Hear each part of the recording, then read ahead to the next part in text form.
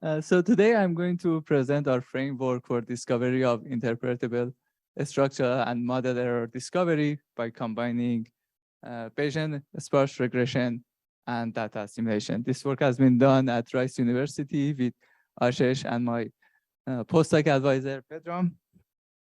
We are interested in data assimilation and discovery of model errors because we are interested in both engineering systems and systems of earth scientists. We all have access to models of these systems, but inevitably, these models are incorrect. There's some structural and parametric uncertainty in the terms that we have included in these models. So eventually, we want to use the data that we get from measurements and observation to correct these models so we can further use them more precisely. So how to define this problem? Let's consider a system. So this is my true dynamics. This is partial W, partial T, a PDE in X and time with the space and time is a nonlinear function of the state parameter. So this is my exact system, the truth. Then I have defined the model of the truth, which closely approximates this, but not exactly. So if I evolve these models and the system in time, eventually or shortly enough, I'm going to see some difference between these two at the prediction and the exact observation. So I call the operator that governs this difference as H. So it is G minus F. So the whole purpose of this work is to come up with an interpretable closed form for this H model error operator. So how it's been dealt with before this, there are nudging corrections, which learns a linear correction. So you get the information, you get the observation, you nudge your systems towards these observed variables. And also other data assimilation techniques, which have to be ongoing effort of observing, correcting the prediction, and doing that, so on and so forth. There are neural network-based correction ideas, which learn this closure, this H, and the claim is that when we learn this, we can keep reusing that over and over again. So if we fix our model once, that's a hope, at least. But the problem with that is that we have to have access to a lot of data to train. Moreover, this is not interpretable. We don't know what is the physical meaning of this correction term here. So we are planning, or we are using that sparse identification of nonlinear dynamics, a method by Steve Brunton, Cindy, to discover this model error. So the advantage of this method is going to be data efficient, and it's going to be interpretable, because I make it to be interpretable by choosing my library that I'm going to explain. So there are challenges along the way that I have to deal with. The one challenge is problem of noise, that we can use traditional data assimilation techniques. One is Ensemble-Kalman filter that we heard about that today. The other problem that we have to deal with is sparse data. So this is going to be our new improvements to this method, MEDIDA, model error discovery with data assimilation and interpretability, that I want to focus on that today. So how do we define the problem? We assume the H, the model error, so is some linear combination of my kernels. So C is the coefficients, and phi here, phi1 to phi q, is the terms of my library, my kernel, my basis.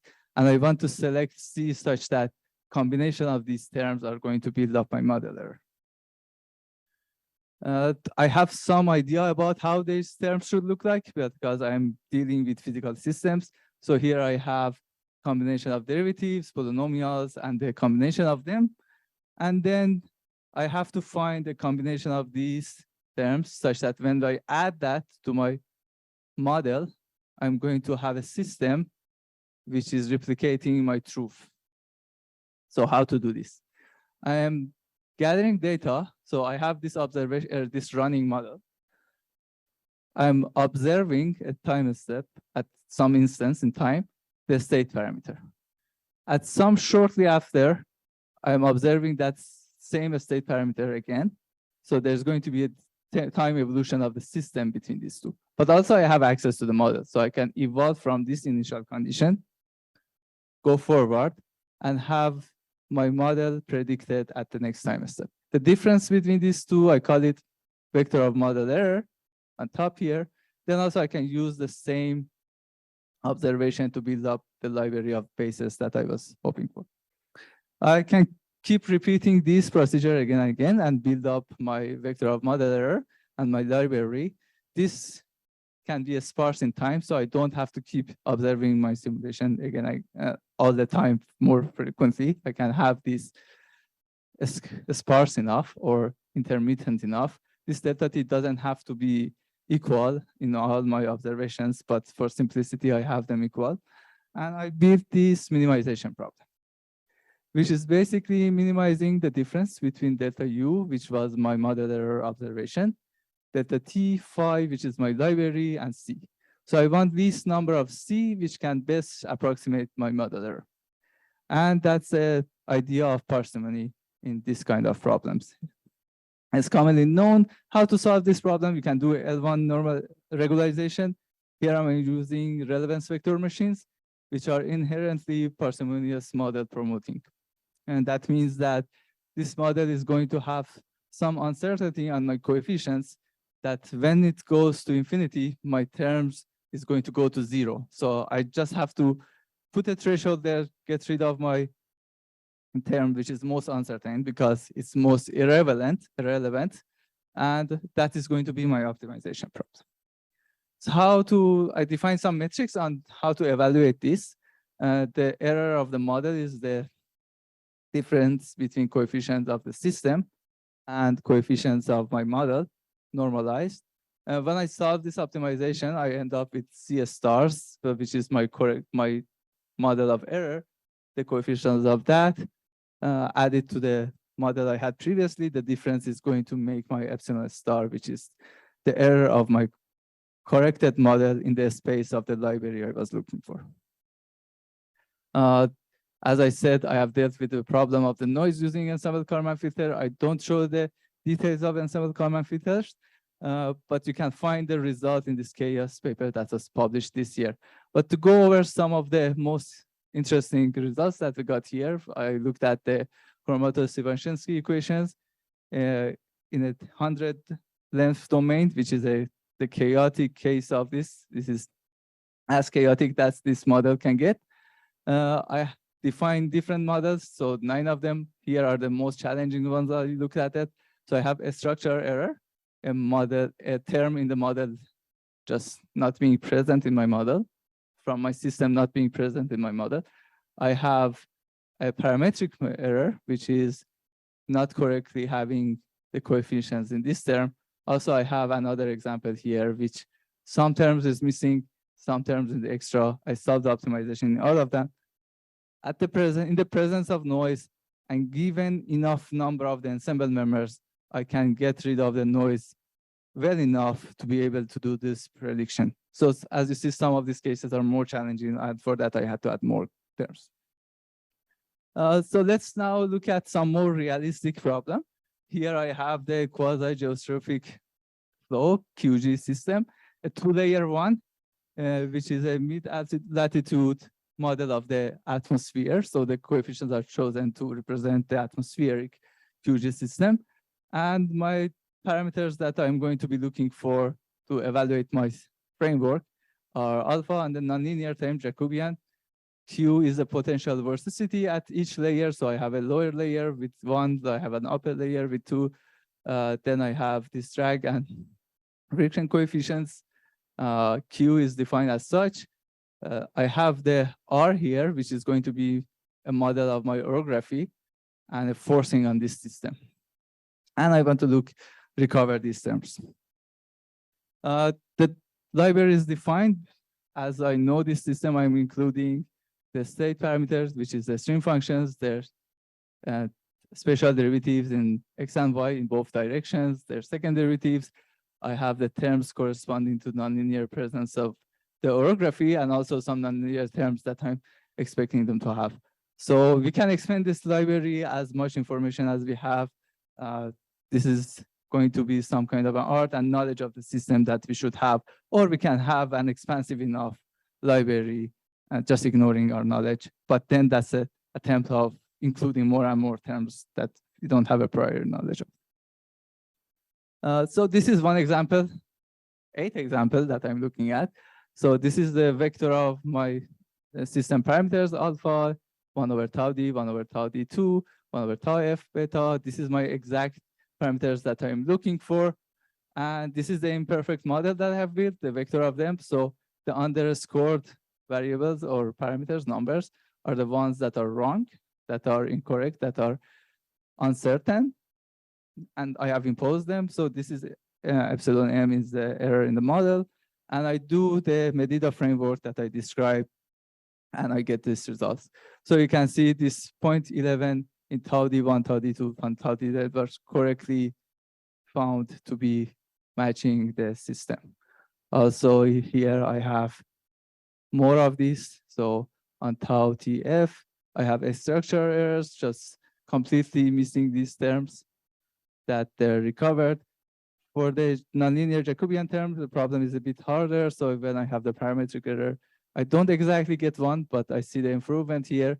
If I don't even have this, I'm going to get close enough, not exactly that, but also the properties of the system has majorly been improved. Also for other terms, I can look at the similar results.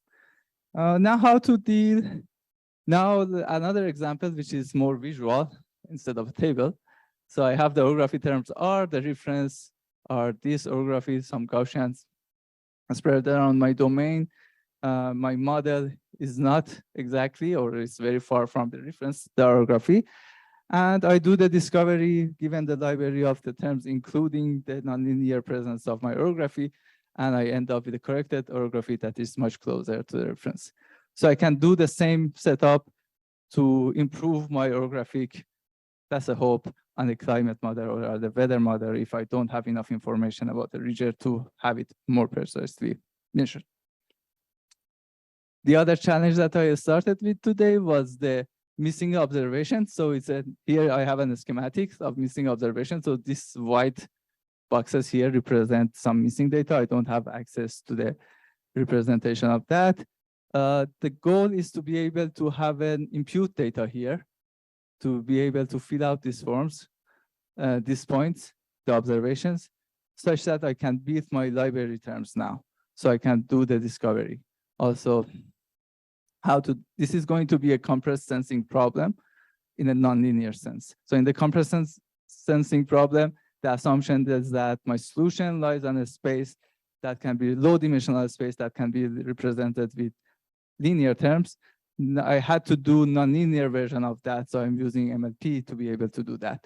So I trained my MLP and multi-layer perceptron on this data on the observed location between X and my state variable, minimizing the distance between my observation and prediction.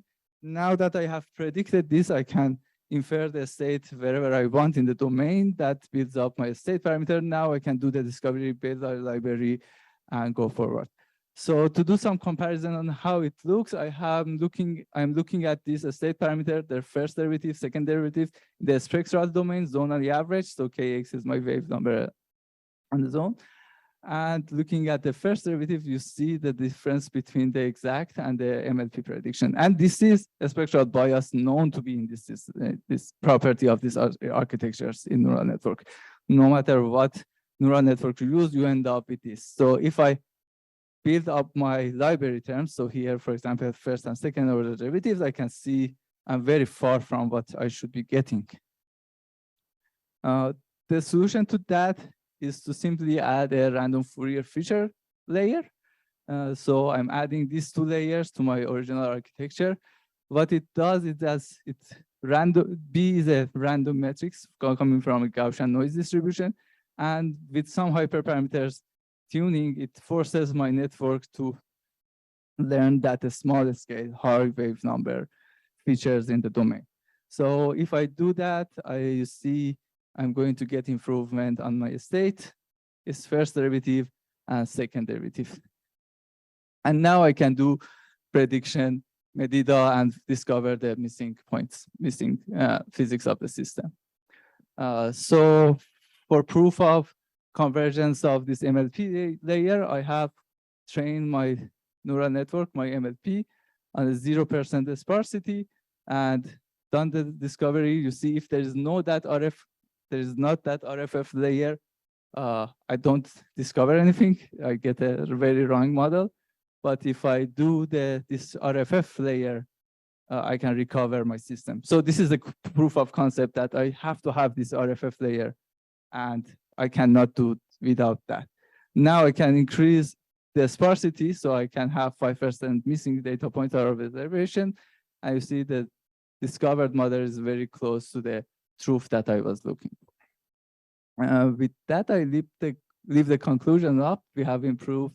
We have proposed model error discovery with interpretability and data assimilation, MEDIDA, and we can discover a structural uncertainty, parameter uncertainty, given that they are the major error in our predictions. The code is up, and we are planning to apply this to more complicated problems like climate models. I can try to improve its property by having a stability constraint and so on. And with that, I take any questions.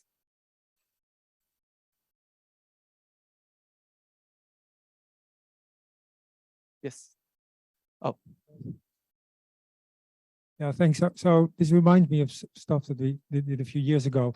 But then we used the data simulation to we used a smoother to get the full field. So you didn't need the neural network to fill in the gaps. We used the data simulation for that, and then we estimated the parameter, the missing physics exactly in the way that you're doing. So I didn't fully understand. So how do you use the data simulation, and why can't you use the data simulation to fill in the gaps that you're talking about?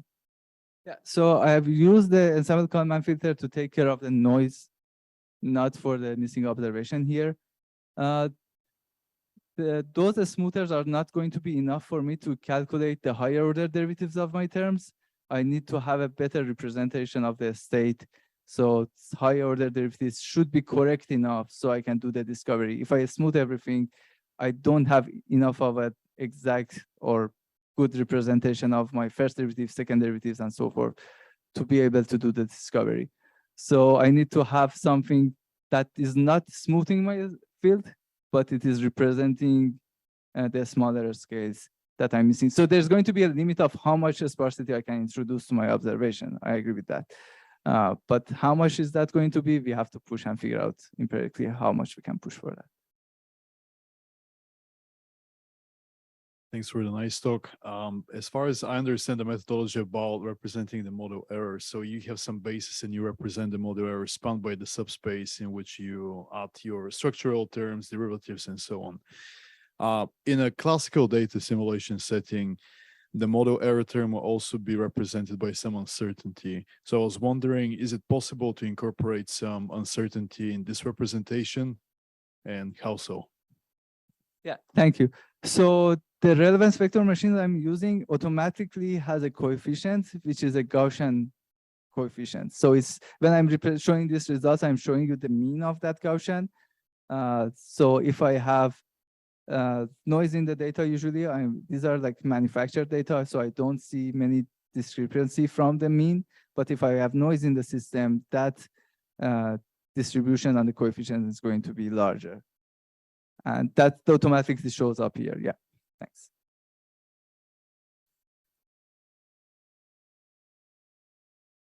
Yeah, so it was really nice talk. I'm also curious about the identifiability of your model. For instance, like your model is consistent depending on your initializer or the choice of the dictionaries. Does it make sense? So yeah, I was assuming that my library is expressive enough to be able to reproduce the model error. So if I had some information of what expectation of what to expect, and that's usually the case in the physical systems. We know we are dealing with diffusion, hyperdiffusion, convection. But if I don't have to have that, if there's some more complexity there, then you can try more expansive library and just put more there, or you can do something to generate some method like genetic programming to build the library as it goes on. So it's a compromise between what you know from the system and what you want to learn and what information you have access to.